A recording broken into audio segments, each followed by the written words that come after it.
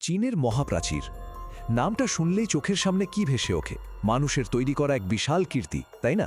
কিন্তু এর পেছনে যে আর একটা গল্প আছে, লক্ষ লক্ষ মানুষের জীবনের বিনিময়ে তৈরি হওয়া এক সমাধির গল্প। আজ আমরা সেই পাথরের ড্রাগনের অবিশ্বাস্য আর করুণ ইতিহাসটাই জানব। চলুন শুরুতেই একটা সংখ্যা দেখি, ৫ লক্ষ। এই সংখ্যাটা কি জানেন? ধারণা করা হয় এই প্রাচীর বানাতে গিয়ে ঠিক এত মানুষের জীবন গিয়েছিল, আর এটাই এটিকে ইতিহাসের অন্যতম রক্তক্ষয়ী একটা নির্মাণ প্রকল্পে পরিণত করেছে। আসলে এটা শুধু ইট পাথরের একটা প্রাচীর ছিল না। প্রাচীন চীনের মানুষের কাছে এটা ছিল তাদের ভূমিকে রক্ষা করা এক জীবন্ত পৌরাণিক ড্রাগন। চলুন এই পাথরের ড্রাগনের রহস্যের গভীরে একটু ঢোকা যাক। তো এই যে আমরা মহাপ্রাচীর বা গ্রেট বল বলি, জিনিসটা আসলে কি? কতটা বিশাল? চলুন এর বিশালতাটা একটু বোঝার চেষ্টা করি। দেখুন, এটা কিন্তু একটা দেয়াল না, বরং এটা দুর্গ, ব্যারাক আর দেয়ালের একটা বিশাল নেটওয়ার্ক। আর এর মোট দৈর্ঘ্য কত জানেন? ২১,১৯৬ কিলোমিটার। এর বিশালতাটা আরেকটু ভালোভাবে বোঝা যায় এই ঘটনাটা থেকে। ১৯৮৫ সালে কয়েকজন অভিযাত্রী ঠিক করলেন তারা এর পুরোটা হেঁটে পার হবেন। কতদিন লেগেছিল জানেন? ৫১০ দিন। ভাবা যায়? আর এই যাত্রাটা এতটাই কঠিন ছিল যে এরপর আর কেউ এটা করার সাহসই দেখায়নি। কিন্তু একটা প্রশ্ন আসেই, একে পাথরের ড্রাগন বলা হয় কেন? কারণটা বেশ ইন্টারেস্টিং। এর নামটা এসেছে এর অদ্ভুত চেহারা আর এর সাথে জড়িয়ে থাকা এক শক্তিশালী পৌরাণিক কাহিনী থেকে। চীনের সংস্কৃতিতে ড্রাগন মানেই হলো শক্তি আর সুরক্ষা, আর এই প্রাচীরটাকে দেখা হতো সেই রক্ষাকারী ড্রাগনেরই একটা বাস্তব রূপ হিসেবে, যেটা কিনা পাহাড়ের উপর দিয়ে এঁকে বেঁকে গিয়ে পুরো জাতিকে রক্ষা করছে।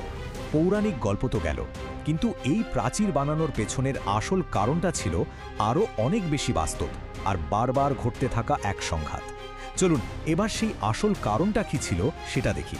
ব্যাপারটা ছিল দুটো একদম আলাদা জগতের সংঘাত।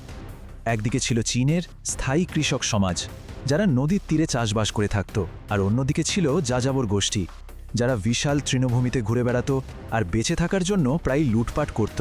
এই সংঘাত থেকেই নিজেদের বাঁচাতে চীনারা এই বিশাল দেয়াল বানাতে বাধ্য হয়েছিল। আর এটা কিন্তু একদিনে বা এক বছরে তৈরি হয়নি। এটা কোনো একটা রাজার প্রকল্পও ছিল না। প্রায় ২০০০ বছর ধরে একের পর এক রাজবংশ এসে এই দেয়ালটাকে আরও বড় করেছে, আরও মজবুত করেছে। এটা ছিল প্রজন্মের পর প্রজন্মের এক বিশাল চেষ্টা, যা অনেক সাম্রাজ্যকে প্রায় দেউলিয়া করে দিয়েছিল। কিন্তু এত বড় একটা আশ্চর্য বানাতে গিয়ে যে কি পরিমাণ মানবিক মূল্য দিতে হয়েছে তা আমরা হয়তো কল্পনাও করতে পারবো না। ভাবুন তো, প্রায় ২০ লক্ষ শ্রমিককে জোর করে এই কাজে লাগানো হয়েছিল। তাদের মধ্যে সৈন্য ছিল, কয়েদি ছিল। দিনে ১৬ থেকে ১৮ ঘন্টা কাজ করতে হতো। প্রচণ্ড ঠান্ডা, খাবার নেই। এর মধ্যে অনেকেই অসুস্থ হয়ে দুর্ঘটনায় বা শুধু ক্লান্তিতেই মারা যেতেন, আর তাদের মৃতদেহ প্রায়শই ওই দেয়ালের নিচে বা পাশেই পুঁতে ফেলা হতো। এ কারণেই চীনে একটা কথা প্রচলিত আছে যে এই প্রাচীর আমাদের পূর্বপুরুষদের হাড়ের ওপর নির্মিত। এই একটা কথাই যেন সেই সময়ের মর্মান্তিক বাস্তবতাটাকে তুলে ধরে। আর এই কারণেই মহাপ্রাচীরের আরেকটা নাম হয়ে যায় বিশ্বের দীর্ঘতম সমাধিক্ষেত্র। কারণ আনুমানিক ৫ লক্ষ শ্রমিকের সমাধি হয়ে গিয়েছিল এই দেয়ালটাই। মানে যেটা জাতীয় গর্বের প্রতীক, সেটাই আবার বিশাল এক কষ্টের স্মৃতিস্তম্ভ। তবে এই মর্মান্তিক ইতিহাসের বাইরেও একটা দিক আছে। এর নির্মাণ কৌশল ছিল এক কথায় অসাধারণ।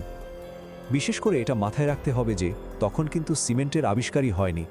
তাহলে কিভাবে এটা বানানো হলো?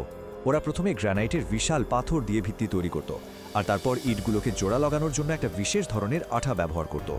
কি দিয়ে বানানো হতো জানেন? সেদ্ধ চালের গুঁড়ো আর চুন দিয়ে। আর এই মিশ্রণটা এতটাই শক্তিশালী ছিল যে শত শত বছর পরেও দেয়ালটা টিকে আছে। এটা কিন্তু শুধু একটা দেয়াল ছিল না, এটা ছিল একটা কমপ্লিট ডিফেন্স সিস্টেম। এর প্রস্থ ছিল প্রায় ২১ ফুট, মানে ৫টা ঘোড়া বা ১০ জন সৈন্য পাশাপাশি চলতে পারত। প্রতি ১০০ মিটার পরপর ছিল ওয়াচ টাওয়ার। মোট প্রায় ২৫,০০০ ছিল, প্রায় ৬ লক্ষ সৈন্য রাখার ব্যবস্থা। দিনে পতাকা আর রাতে আগুন জ্বালিয়ে সংকেত পাঠানো হতো। এমনকি সৈন্যদের চলাচলের জন্য গোপন সুড়ঙ্গও ছিল। তো এত কিছু যখন ছিল, তখন তো মনে হতেই পারে যে এই দেয়ালটা ভেদ করা অসম্ভব ছিল, তাই না? ইতিহাস কিন্তু অন্য কথা বলে। কঠিন সত্যিটা হলো, এর মূল সামরিক দায়িত্ব পালনে প্রাচীরটা বেশ কয়েকবারই ব্যর্থ হয়েছিল। চেঙ্গিস খান থেকে শুরু করে মাঞ্চু সেনাবাহিনী পর্যন্ত ইতিহাসের বেশ কিছু গুরুত্বপূর্ণ মুহূর্তে আক্রমণকারীরা এটা ভেদ করতে সক্ষম হয়েছিল। তাহলেই ব্যাপারটা কি দাঁড়ালো? সামরিক দিক থেকে দেখলে এটা কিন্তু বারবারই ব্যর্থ হয়েছে।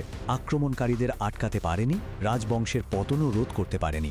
কিন্তু অন্যদিকে এর সাংস্কৃতিক সাফল্য অসম্ভব। এটা আজ চীনা পরিচয়ের এক শক্তিশালী প্রতীক, এক জীবন্ত ইতিহাস, আর সারা বিশ্বের লক্ষ লক্ষ পর্যটককে আকর্ষণ করে।